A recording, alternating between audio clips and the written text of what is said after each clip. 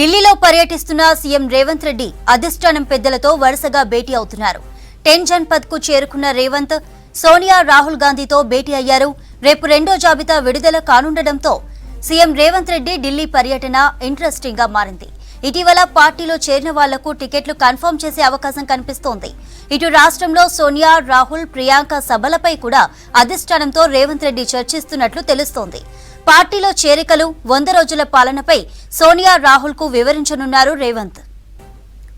CM Delhi tour కి సంబంధించిన details Madar live ద్వారా అందిస్తారు. మదార్, సీఎం టూర్ కి సంబంధించిన డీటెయిల్స్ ఏంటి? చంద్రిక, మధ్యాహ్నం ముంబై నుంచి నేరుగా ఢిల్లీకి వచ్చారు. నిన్న రాహుల్ గాంధీకి సంబంధించి భారత్ జోడో న్యాయయాత్ర ముగింపు సభలో పాల్గొన్న తర్వాత ఈరోజు మధ్యాహ్నం ఢిల్లీకి చేరుకున్నారు. ఢిల్లీకి చేరుకున్న తర్వాత నేరుగా 10 జన్పథ్ లో ఉన్నటువంటి సోనియా గాంధీ నివాసానికి చేరుకున్నారు. ఇక్కడ సోనియా గాంధీ, రాహుల్ గాంధీలతోటి భేటీ అయినట్టుగా సమాచారం అంతా ఉంది. సుమారు గంట పాటుగా ఈ సమావేశం అయితే కొనసాగుతూ ఉంది. సుదీర్ఘంగా చర్చలు అయితే నడుస్తూ ఉన్నాయి.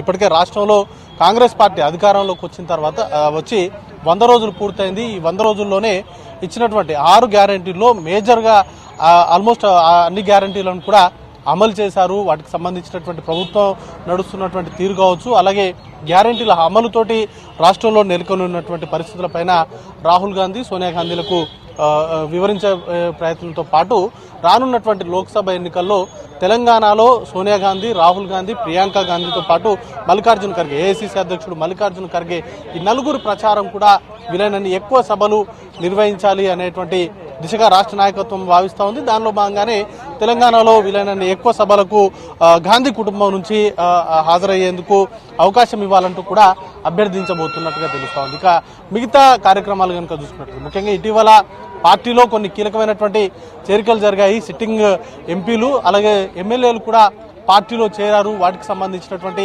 సీట్ల కేటాయింపులకు సంబంధించినటువంటి అంశాలపైన కూడా చర్చించేటువంటి అవకాశం ఉంది. ఇప్పటికే 2 లిస్టులు అనేది కూడా కాంగ్రెస్ పార్టీ విడుదల చేసింది. 3వ లిస్టుకు సంబంధించి రేపు కేంద్ర ఎన్నికల కమిటీ అనేది కూడా భేటీ కాబోతా ఉంది. ఈ నేపథ్యంలో తెలంగాణకు సంబంధించి ఈసారి ఇచ్చేటువంటి లిస్టులో వీలైన ఎక్కువ సీట్లు అనేది కూడా అనౌన్స్ అయ్యేలాగా చూస్తూ ఉన్నారు.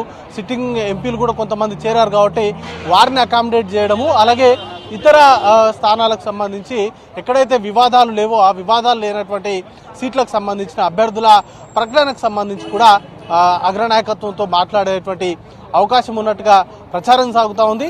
వాటితో పాటు ఇప్పటి వరకు తీసుకున్నటువంటి నిర్ణయాలతో పాటు కీలకంగా లోక్సభ ఎన్నికల్ని ఈసారి కాంగ్రెస్ పార్టీ అత్యంత ప్రాధాన్యత తీసుకుంది. దానిలో భాగంగానే రేవంత్ రెడ్డిని వీలైనటువంటి ఎక్కువ రాష్ట్రాల్లో ప్రచారానికి ఉపయోగించుకోవాలని కూడా కేంద్ర నాయకత్వం భావిస్తూ ఉంది. తెలుగు మాట్లాడేటువంటి ప్రజలు ఎక్కువగా ఉండేటువంటి నియోజకవర్గాల్లో రేవంత్ రెడ్డితో ప్రచారం చేయించడంతో పాటు దక్షిణాది రాష్ట్రాల్లో ముఖ్యంగా తమిళనాడు కావచ్చు, కేరళ కావచ్చు, లేకపోతే కర్ణాటక, ఇతర సౌత్ రాష్ట్రాలకు దగ్గరగా ఉండేటువంటి మహారాష్ట్ర, ఇట్లాంటి ప్రాంతాల్లో కూడా రేవంత్ రెడ్డిని ప్రచారానికి వాడుకోవాలని కూడా అధిష్టానం భావిస్తూ ఉంది. వీటన్నింటిపైన కూడా చర్చించేటువంటి అవకాశం ఉంది. ఓవరాల్గా అయితే ఈ భేటీ ముగిసిన తర్వాత కేసీ వేణుగోపాల్తో భేటీ అయ్యేటువంటి అవకాశాలు ఉన్నట్టుగా తెలుస్తూ ఉన్నాయి. పార్టీలో ఇటీవల చేరినటువంటి నేతలకు కావచ్చు, అలాగే రేపు వచ్చేటువంటి లిస్టుకు సంబంధించి కూడా కేసీ వేణుగోపాల్తో చర్చలు జరిపేటువంటి అవకాశం ఉంది. ముఖ్యంగా పార్టీకి సంబంధించి ఇప్పటికే చాలా బలంగా ఉంది.